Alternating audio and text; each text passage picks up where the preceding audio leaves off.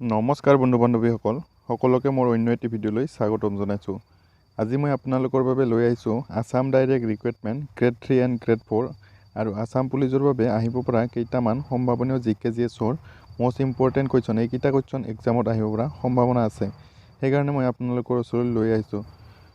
তো ভিডিঅ'টো স্কিপ নকৰাকৈ শেষলৈ চাই থাকিব। আজিৰ প্ৰথম প্ৰশ্নটো হৈছে ঐতিহাসিক চহৰ মাচু পিচু বিশ্বৰ কোনখন দেশত অৱস্থিত? ইয়াৰে উত্তৰটো হৈছে পেৰু। পেৰুত মাচু পিচু অৱস্থিত। নেক্সট কুৱেশ্যনটো হৈছে কি নদীৰ পাৰত লণ্ডন চহৰ অৱস্থিত? ইয়াৰে উত্তৰটো হৈছে টেমছ নদীৰ পাৰত লণ্ডন চহৰ অৱস্থিত। নেক্সট কুৱেশ্যন পৃথিৱীৰ কোনখন মহাদেশত মৰুভূমি নাই? ইয়াৰে উত্তৰটো হৈছে ইউৰোপ। নেক্সট কুৱেশ্যন ফ্ৰান্সৰ ৰাজধানী কি? ইয়াৰে উত্তৰটো হৈছে পেৰিছ। ফ্ৰান্সৰ ৰাজধানী হৈছে পেৰিছ। মনত ৰাখি থাকিব বন্ধু বান্ধৱীসকল। নেক্সট কুৱেশ্যন কোনখন দেশত আটাইতকৈ বেছি হ্ৰদ অৱস্থিত? ইয়াৰে উত্তৰটো হৈছে কানাডা। নেক্সট কুৱেশ্যন ইমু চৰাই কোনখন দেশত পোৱা যায়? ইয়াৰ উত্তৰটো হৈছে অষ্ট্ৰেলিয়াত। অষ্ট্ৰেলিয়াত ইমু চৰাই পোৱা যায়। নেক্সট কুৱেশ্যন পৃথিৱীৰ ভিতৰত আটাইতকৈ সুউচ্চ জলপ্ৰপাতৰ নাম কি আৰু ই বিশ্বৰ কোনখন দেশত অৱস্থিত? ইয়াৰে উত্তৰটো হৈছে এঞ্জেল জলপ্ৰপাত আৰু ই ভেনেজুৱেলাত অৱস্থিত। নেক্সট কুৱেশ্যন পেৰিছ চহৰৰ মাজেৰে কি নদী বৈ গৈছে? ইয়াৰে উত্তৰটো হৈছে সেন। পেৰিছ চহৰৰ মাজেৰে সেন নদী বৈ গৈছে। নেক্সট কুৱেশ্যন য়েল'ষ্টন ৰাষ্ট্ৰীয় উদ্যান কোনখন দেশত অৱস্থিত? ইয়াৰে উত্তৰটো হৈছে আমেৰিকা যুক্তৰাষ্ট্ৰত।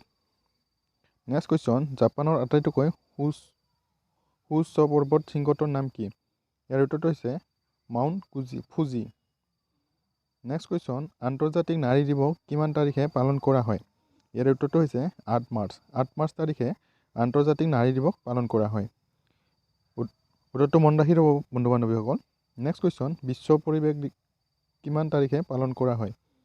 ইয়াৰে উত্তৰটো হৈছে 5 জুন। অৰ্থাৎ 5 জুন তাৰিখে বিশ্ব পৰিৱেশ দিৱস পালন কৰা হয়। নেক্সট কুৱেশ্যন শান্তি নোবেল বঁটা কোনখন চহৰত প্ৰদান কৰা হয়? ইয়াৰে উত্তৰটো হৈছে অচল। অচল চহৰত শান্তি নোবেল বঁটা প্ৰদান কৰা হয়। নেক্সট কুৱেশ্যন নোবেল বঁটা অৰ্থাৎ শান্তি নোবেল বঁটাৰ বাহিৰে কোনখন চহৰত প্ৰদান কৰা হয়? ইয়াৰে উত্তৰটো হৈছে ষ্টকহোম চহৰত। নেক্সট কুৱেশ্যন ভাৰতবৰ্ষৰ প্ৰথম নোবেল বঁটা লাভ কৰা ব্যক্তি কোন?